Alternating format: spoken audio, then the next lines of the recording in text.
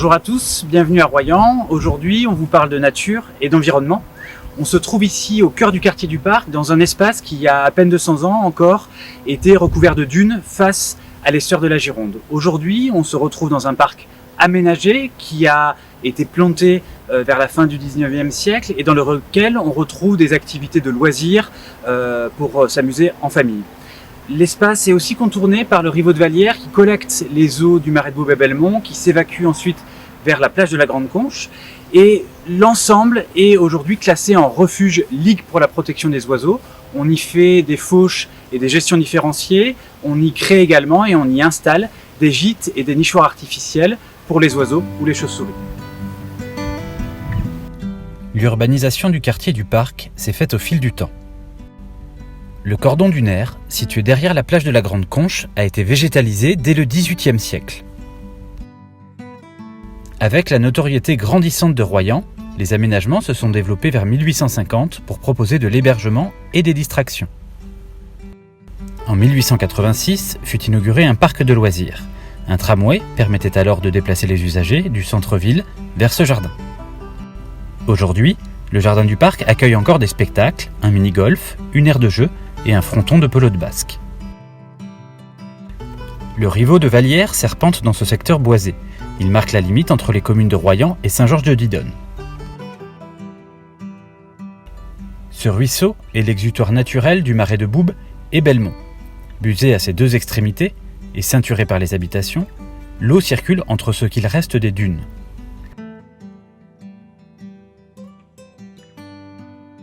En amont, l'écoulement passe par une station de pompage qui fonctionne tout l'hiver. Il doit ensuite franchir une vanne située avenue Aliénor d'Aquitaine. En aval, le débit est contraint par la présence d'une seconde vanne à hauteur du boulevard Frédéric Garnier. Le Rivaux prend ici la forme d'une petite lagune.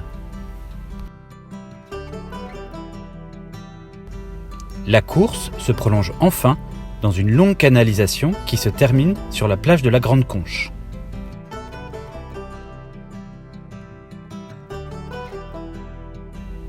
La gestion de ce milieu est complexe, avec le double objectif de prévenir des risques d'inondation et de préserver la qualité des eaux de baignade.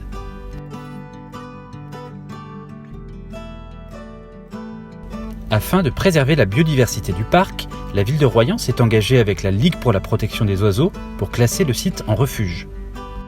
Créé en 2009, le refuge LPO s'étend sur 4 hectares. Il intègre le jardin du parc et le Rivaux de Vallières. En 2019, le refuge de Royan a fêté ses 10 ans. Le dispositif vise à mieux prendre en compte la nature. L'objectif est aussi le partage. Des panneaux d'information sont installés et des animations proposées aux scolaires et aux habitants. La faune, et en particulier les oiseaux, sont de bons indicateurs de l'état des milieux naturels. Pour encourager leur présence, la ville installe des gîtes artificiels. Selon la forme des nichoirs et le diamètre du trou d'envol, ils attirent différentes espèces. Les visiteurs peuvent aussi observer des tas de matériaux pour abriter les insectes. Dans ces lieux d'agrément, la ville s'efforce d'appliquer le principe de gestion différenciée. Les espaces verts ne sont pas tous gérés de la même manière et au même moment. Certains secteurs ne sont tondus qu'1 à 2 fois par an et avec des coupes moins rases. Cette pratique permet de favoriser le développement de la flore spontanée et en particulier de laisser fleurir les orchidées.